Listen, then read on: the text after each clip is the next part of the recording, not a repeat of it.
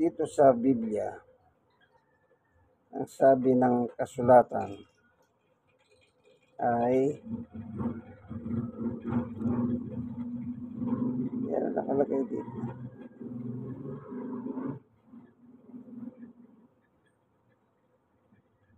Ito, unang 1:5-19, ang buong sanlibutan ay nasa kapangyarihan ng dyablo. Itong mundong ito, ang nagpapatakbo si Satanas. Kaya yung tao nagiging masama.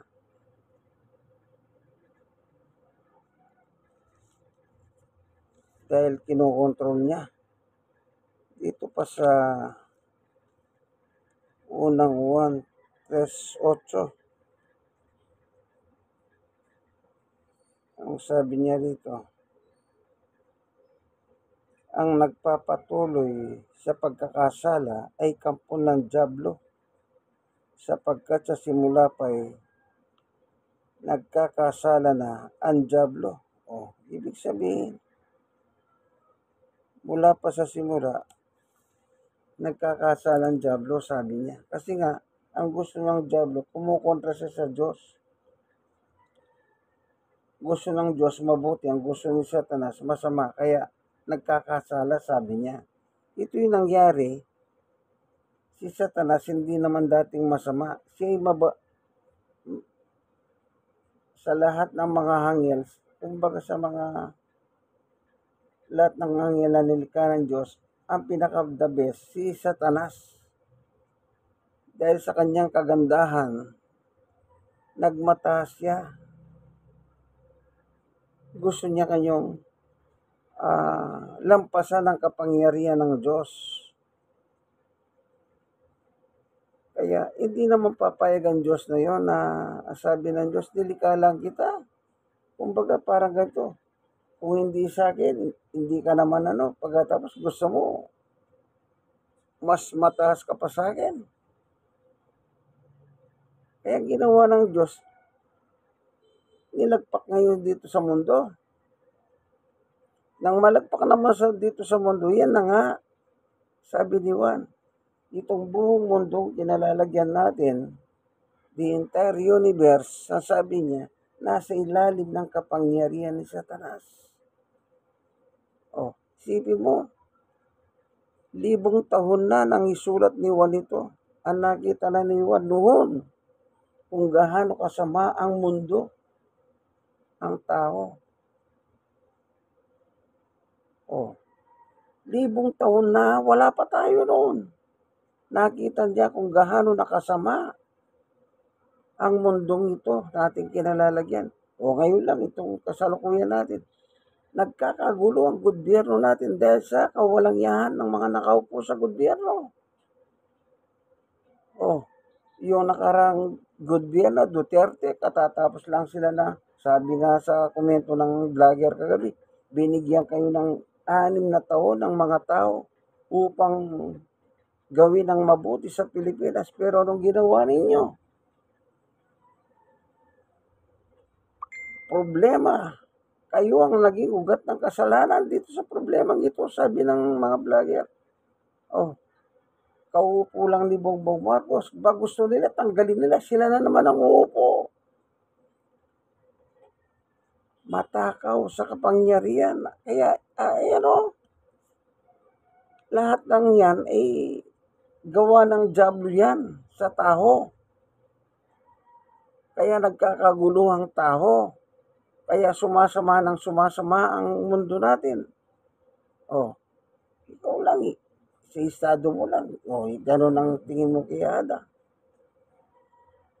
Kaya hindi ko siya binibigyan katwiran, mali yun. Pero sa isang banda, kung hindi niya ginawa yun, ito lang Alam mo ba yung bahay na walang ilaw? Makakatulog ka kaya? Walang tubig.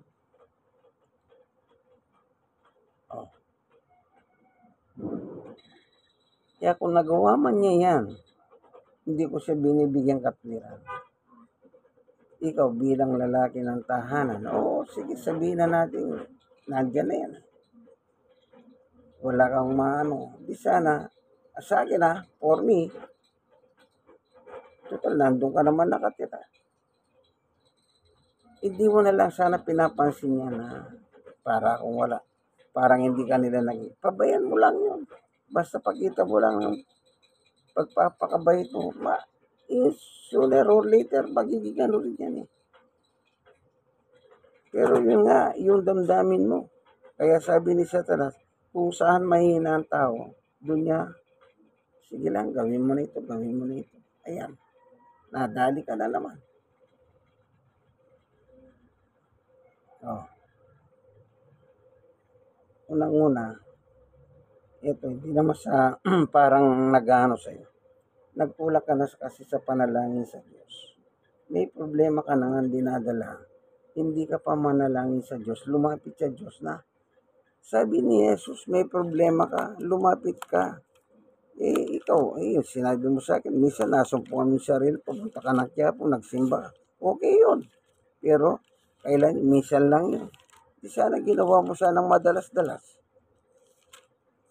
Kahit pa paano, siguro pag nakita ng Panginoon Diyos na itong batang ito nagpapakumbaba na, kaso, kung wala naman makita sa iyo ang Panginoon Diyos, hindi ko ibig sabihin na maggalit sa iyo ang Diyos. Hindi. Kundi mahal tayo ng Diyos. Kanya lang yung may problema ka na, ayaw mo pa lumapit sa Kanya. Ngayon, ang nag-aahari pa sa puso mo, yun nga, nakita mo na naman yung ganito, punot dulo ka mo. Bigla nung kumulo na naman ang dugo mo na hindi maintindihan. Yung nga lang sinabi ni mama mo sa akin, yung nasa video, internet na yung sinabi mo. Nagwala na naman, sabi ni mama mo. Sabi ni Jesus, lumapit kayo sa akin, kayong lahat. Lahat na, wala nang tinira.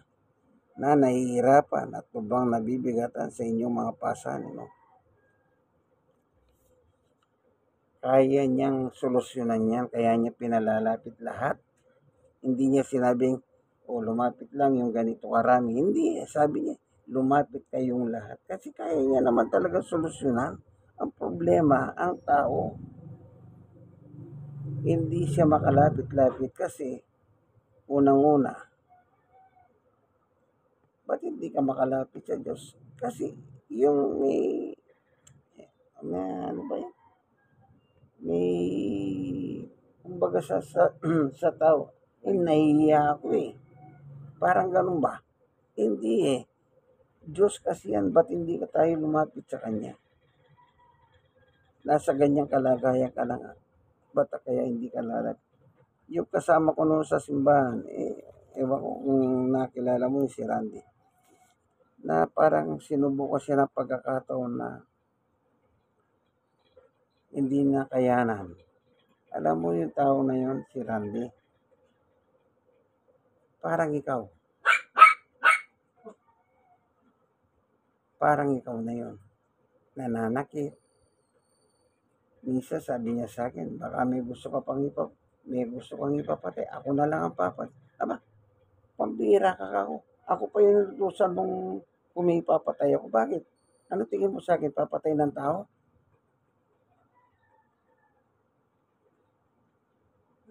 Ikaw papatay, pero ako hindi ako pumapatay.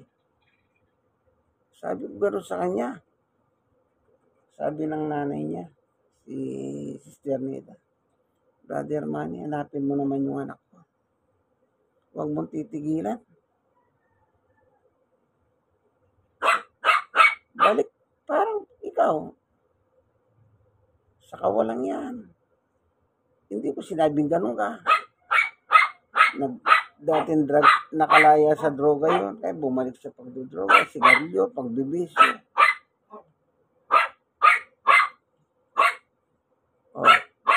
Kasama ko sa simbahan yun. Tapos naging ganun siya dahil sa isang pagkakataon na hindi niya makayanan. Yun nangyari. Tapos sabi niya sa akin, hindi nga nila ako dinadalaw. dinadalaw, hindi siya nakakulong sa bahay. Wala man lang pumapasyal sa akin sa bahay. May pastor kanina, si Pastor Monsi. Sabi ko, ba't hindi mo pinapasyalan yung tao na yun, kako? Ngayon, sabi sa akin, hindi mo man daw maalalang pasyalan. O, alam mo, no, sabi ni Pastor Monsi, ba't ko papasyalan eh? Nananakit eh. Baka pati ako saktan.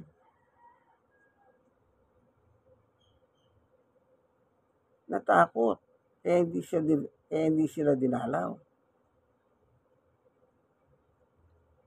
Pero hindi ko naman sinabi sa kanya, baka saktan mo si Pastor Monsi. Nagkita kami. Yan ang gusto mong buhay ka. Isa naninigarilyo pa nga, nakita ko, bigla niyang tinapon na sigarilyo. Nakita na kita. Tatapon ka pa eh. Kunwari ka pa eh. Nahihiya sa akin yun. Isipin mo, hindi siya ganon pagkatapos. Dahil sa hindi niya rin makayanan yung problema. Nagkahiwalay din silang mag-asawa. Nagsumbong din sa akin ang asawa. Brother Manny, sinasaktan na ako niya. Kaya sabi ko sa kanya, pambihira ka. Nananakit ka ng asawa. Sinusumbong sa akin ng asawa mo yan.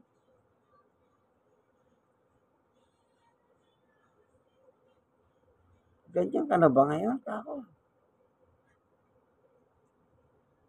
Kaya yung biyena niya nawala ng amor sa kanya. Kung tutusin, yung biyena niya lalaki, kababayan niya, pareho silang taga-Bicol. Pero galit yung lalaki, yung biyena niya lalaki sa kanya. Tapos, sabi pa niya, nung yun daw CCTV, pwede bang baguhin yun? Sabi niya. Sabi ko, ba't hindi pwedeng baguhin yun kung ano yung nakarecord doon? Yung pala na sinumbong siya sa barangay, nakita yung CCTV, siya pala naninira ng mga alaman ng biyena niya. Sinumbong sa akin. Pambira ka kako. Ikaw pala yung nakita siya. Kaya pala tanong ka ng tanong sa akin kung pwedeng baguhin yung CCTV. Ikaw pala yung nandun eh. May CCTV pinakita sa barangay. Ikaw. Hindi na rin umuwi sa kanila. Dahil sa ginawa niyang gano'n.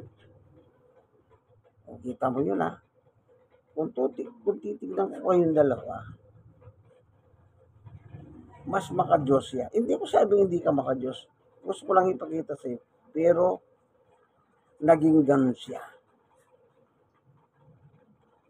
Kasama ko siya noon, magkagrupo kami. Nangangaral.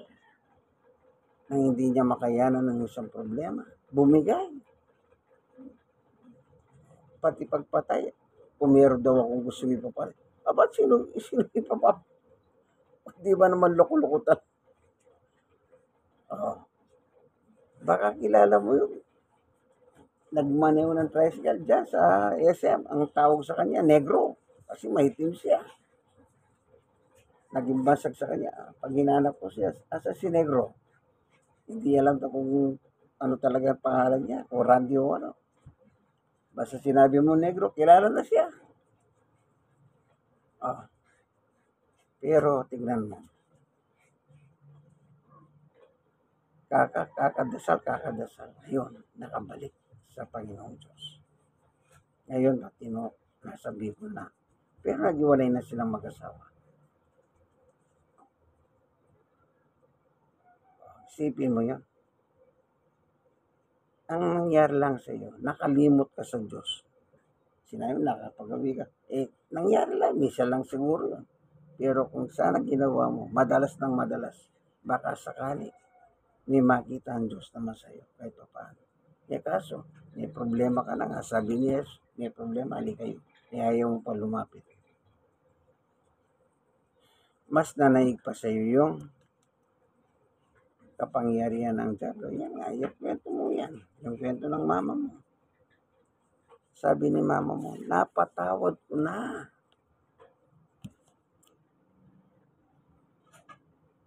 Hindi ko sukat akalain na ganun pa rin.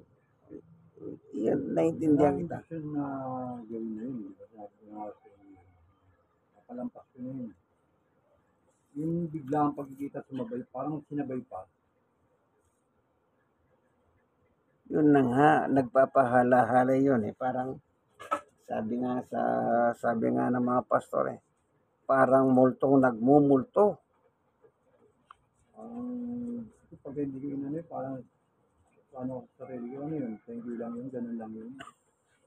Nakikita ko yun, dadaan-daanan lang ako. Pero nung mga nakarang araw, nakikita ko na siya. Kahit na nakikita ko nga siya, nakikigala siya sa tricycle niya. Hindi ko pinapansin na. Nilalampasan ko na. Ilang beses ko na siya nakakasalubong. Hindi ko na inaano. Talagang kagabi lang nasabay siya sa kagabi. Baka naman nakatira ka kagabi. Hindi. Sa labas ko lang kagabi. Oo nga, ibig sabihin hindi ka nakatira. Hindi po. Kasi nung nagpunta ako sa inyo, tumitira ka sa CR noon. Pero marap ako sa inyo nun. Ako po, pag ano, sinasabi sa inyo, pag hindi ako na. Ako ngayon, marap ako sa inyo normal. Sabi ko, ito na naman tumiti. Kasi nakita kita doon sa itinabi mo doon si Tasyo. Hindi naman ako kayo iba na sa akin. Wala na ako para itago pa. Kasi may at naman yung, kumbaga parang ano, babalat kayo pa sa inyo. Bagal na ako natin. Diba? Di lang yun. Kung susuriin, baka magkamag-anak pa kami ng papa mo. Gawa ng pareho lang kami pinagugatan. Pampanga rin ng father ko. Ang mga lolo ko. Sabi nyo, baka hindi pa kami kayo balitatan. Kaya parang, wala na akong dapat itago sa inyo. Nakilala nyo na ako gano'n. At baka ako magtatago para magbabalik kayo pa ako. Sa iba yung mabila yung malalang. Di, pakita ko na ano, di, umaharap ako sa inyo, wala akong maskara. Kilala nyo yung pag-tao. Kaya nga hindi ako naiiyak sa inyo magsalita kung ano yung nakaramdaman. Parang pamilya nga rin ang turing ko sa inyo. Kilala ko na kayong lahat. Pati mga kapatid mo, mama mo, mga bayaw mo pa. Halos yung pamilya mo, yung side ng mga Lindan, halos kilala ko lahat na eh. Ano pa dahil ako para magtago sa inyo, maglihim sa inyo. Kaya nga sa inyo lang sinasabi ko lang lahat. Dahil sa magulang ko, hindi ako napagsalita ng ganito eh. Kung ako kapatid ko, hindi ako napagsalita ng ganito. Dahil kapag nasalita ako ng ganito sa kanila, ang ending ako pa ang ano. Wala naman ako natanggap sa kanilang information na kaya ilan ako na sa sarili ko na kahit anong mangyayari sa akin o maging problema kahit bigat manuwan hindi na para magsalita pa sa kanila. Alam ko naman ng magiging pahantungan ba't pa magsasalita. Maganda na yung sa iba na lang nila malaman kasi mas maganda nga yung gano'n, nalalaman nila sa iba. Na ano? Nakapag-isip sila eh. Na ano? Ako pa nagsasabi sa kanila ng problema. Basta sa akin ngayon, pag-asya na walang nangyayaring gulo-gulo, wala nang nangyayaring ano. Wala na, hindi na kita makikita eh. Nasa Bulacan ka na. Okay. Kahit sila, hindi ka na nila makikita, nasa Bulacan ka na. Ito sabi ni Jesus sa 19:27 ng Lucas, tungkol naman sa mga kahaway kong ayaw na ako'y maghari sa kanila, dalhin ninyo sila rito at patayin sa harap ko, sabi ni Jesus. Ang mga tinutukoy ni Jesus dito na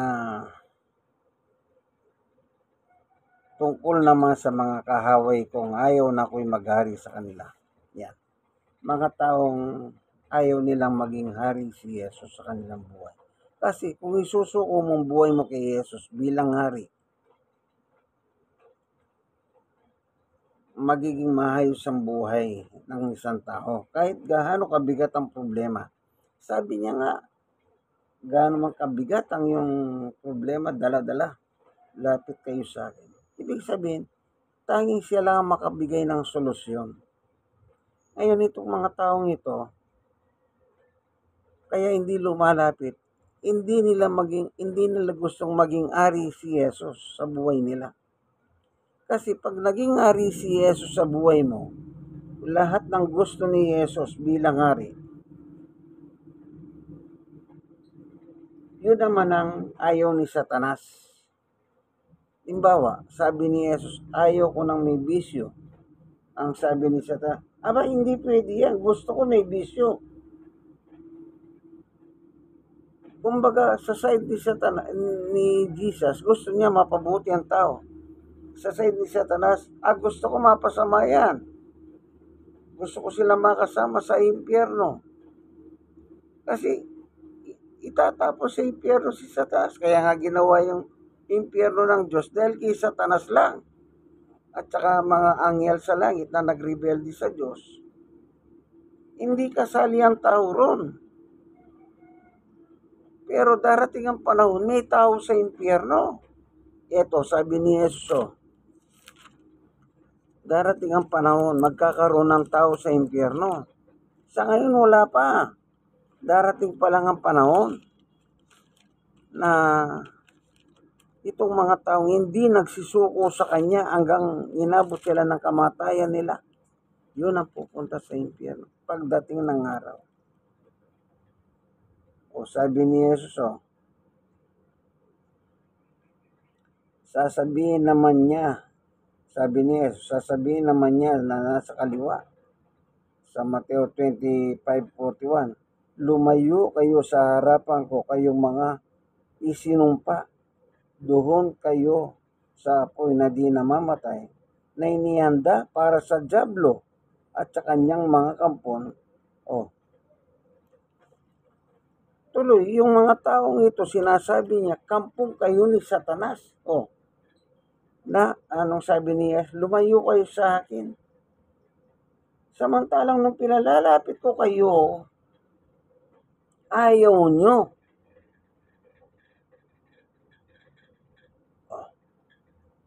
Hanggang inabutan sila ng kamatayan na hindi sila lumapit kay Jesus. Kaya ang atol ni Jesus, kasi ang tao, atulan ni Jesus pagpatay na. Pag buhay hindi niya inatulan, pinalalapit niya nga eh. Ito mga ito, tinutukoy dito, mga patay na ito. Anong sabi niya? Doon kayo sa apoy ng impyerno kasama si Satanas. Kasi doon itatapos si Satanas. Kasi nga ayaw ni Satanas nang mapaputi ang tao. Kung hindi ang gusto ni Satanas, mapasama ang tao.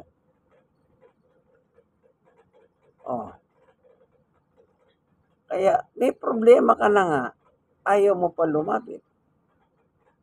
Kasi sabi ni Satanas, huwag kang lalapit. Ano pang ginawa ni Satanas? Yan yung pinanggagalingan ng galit mo. Sige lang, birahin mo. Tinutulak ka ni Satanas. Hindi ka naman dating ganyan. Pero dahil nakita ni Satanas, diyan ka mahina. Sige, birahin mo na yan. Ikaw naman, para kang tawu-tawuan, kinukwerdasan. Pag kinwerdas, gumagalaw. Pag walang kwerdas, walang galaw. Kinwerdas ka ni Satanas. Yan ang yung narinig ko sa mama mo, narinig ko sa iyo. Hindi ko sukat akalain na gagawin mo yung pananakit ng ganyan. Kung nandito si Randy, kung maloko-loko, baka sakali nga natin huli si Negro eh. Halika Negro.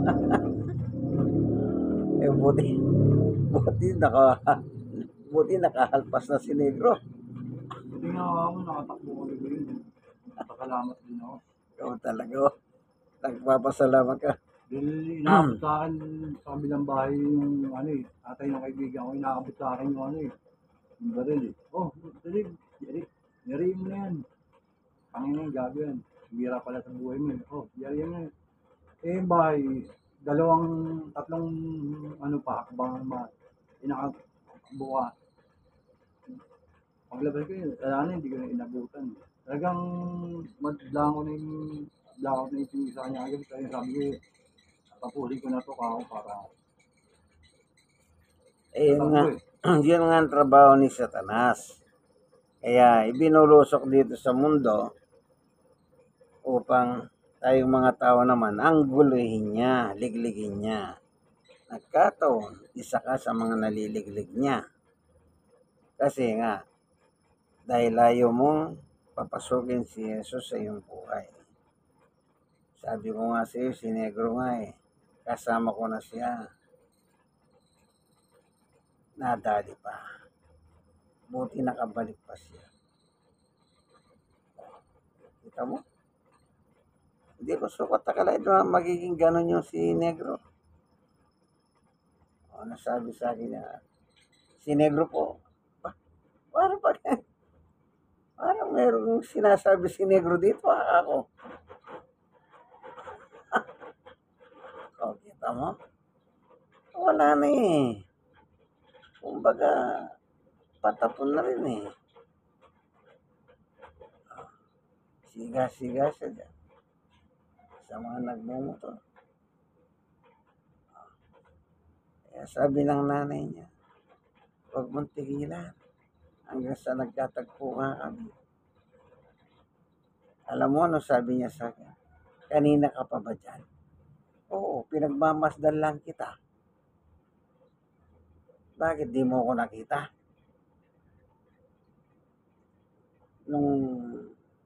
Bakit ako nakarating dito? Nandiyan ka. Dumarating ako. Hanggang sa nakatayo na ako rito. Pinagmamasdan lang kita. Nakikipag-inuman doon sa nagtitinda ng nakagarito. Hindi mo ako nakita. Hindi kita nakita, sabi niya. Kaya nung bigla niya ako makita, biglang tapon pa yung sigarilyo. Oh, parang napasok ka. Pinapahanap ka ng nanay mo ka.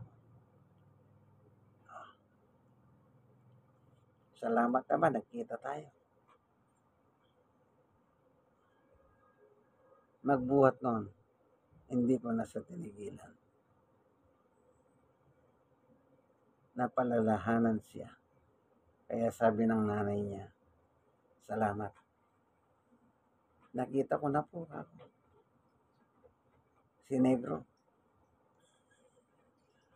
Masama rin ang loob ng sa tatay niya, nanay niya. Baka akala mo. Kaya minsan sabi ko sa tanungin mo nga ang tatay at nanay mo kung anak ka nga nila. Baka naman napulot ka lang sa tayo ng kalabaw ako. Kasi yung kwento niya, sa lahat ng magkakapatid, parang hindi ako anak, sabi niya eh. Eh bakit ba? Parang sa'yo. Yung kapatid mo meron. Bakit ako wala? Sabihan na niya nakatira eh. Nung hindi pa nag-away hindi niya pa kaaway ang biyanan niya.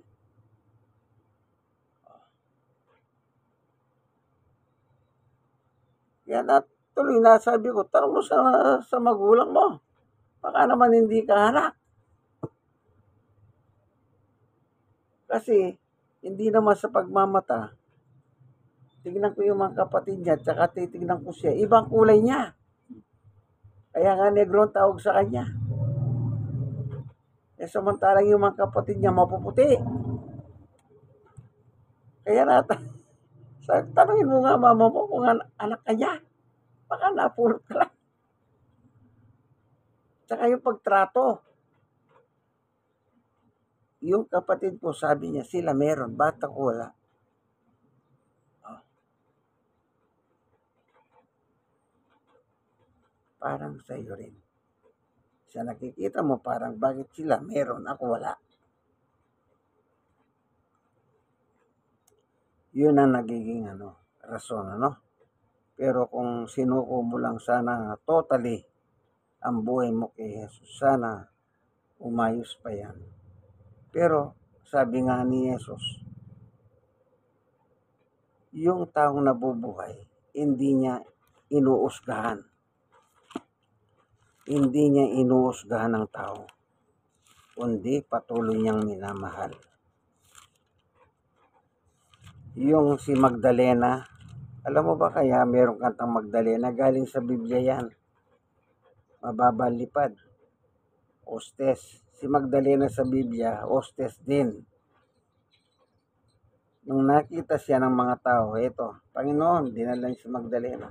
Nahuli na naman namin ito. Nagbebenta ng halik. Hostes nga. Sabi ni Jesus, o ngayon, kung sino sa inyong walang kasalanan, sige na, patayin na ninyo. Patayin ninyo yan.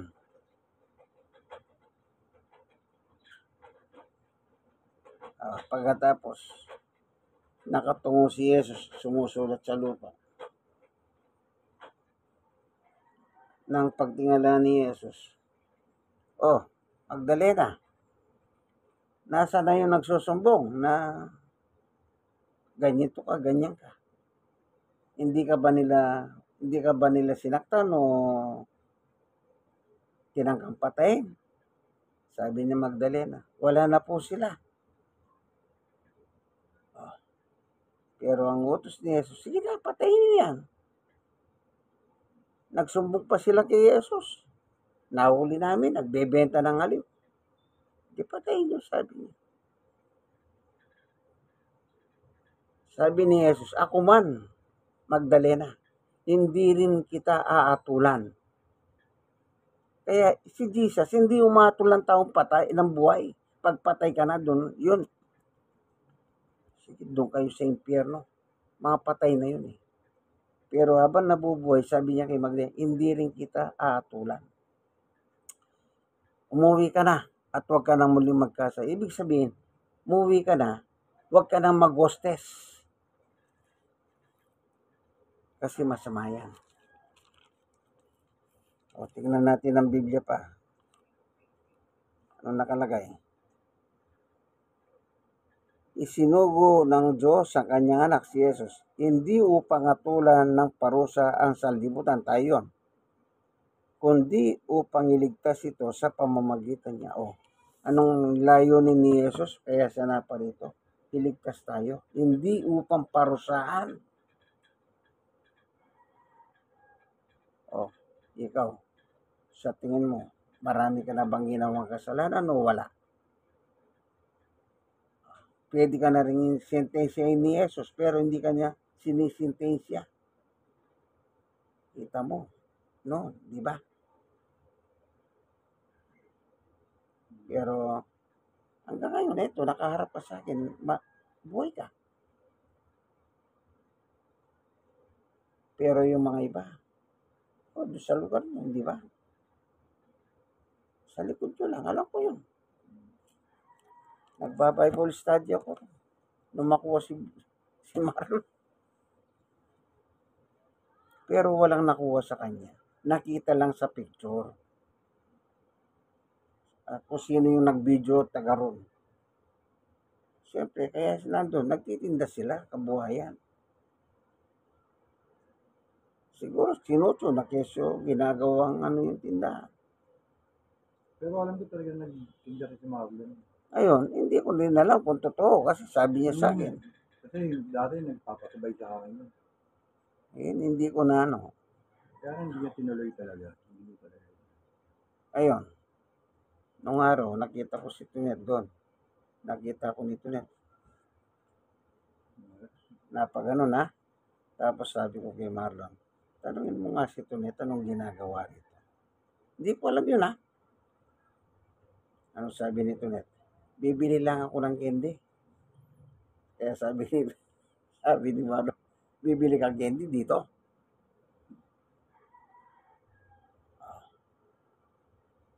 Kaya hindi niya sukat akalain. Doon sa papunta kina Marlon, doon siya dumani. Nandun ako, nagba-Bible study ko, nakaganyan, nakatingin akong ganyan. Bigla siya, si Tunet yun na. Nakita ko na, siyempre yung reaction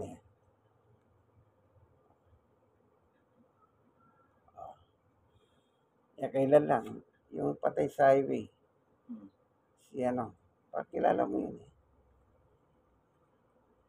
Nakabilanggo yun sa City Jail. Nakasama mo rin yata sa City Jail yun. Si ano, anong pangalan? Si Maron, alam niya. Ngayon, napangaralan sila doon. Hanggang nakalaya. O, kilala mo yun. Nakasama mo pa yun. Kilala ka niya eh. Ngayon, nakaburol nung araw yun. Alam mo ba, patay na yun eh. Kailan lang namatay na karampuan. Napadahan din doon. Nagba-Bible study. Oh, ba't nandito ka ako? Meron lang ako pupuntahan dyan. Sabi ko na, alamin mo nga yan, ba't dadad dito yan? Tumitira yan. Oo, kita. Kaya nung magkita kami, dumaan ako ron, nandun siya. Ganyan na uli pa ang buhay mo.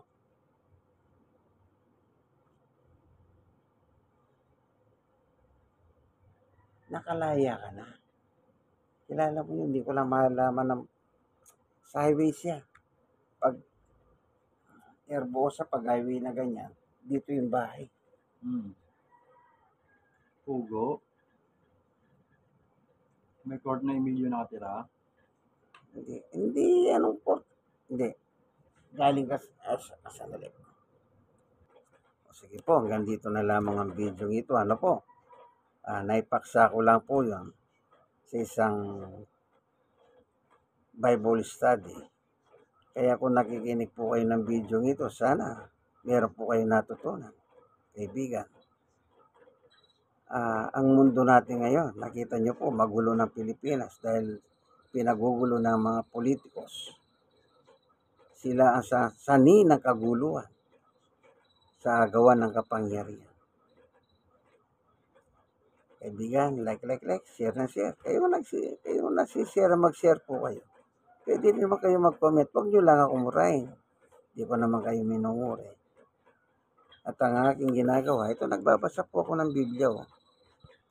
Gusto ko po, matuto tayong lahat sa turo at aral ng ating Panginoon Diyos. Amen po ba, kaibigan? Siyempre naman, amen dyan. Ito po ang inyong kaibigan kay Jesus, Brother Manny Bautista. Hanggang dito na lamang po ang ating munting video. God bless us all po. Bye-bye.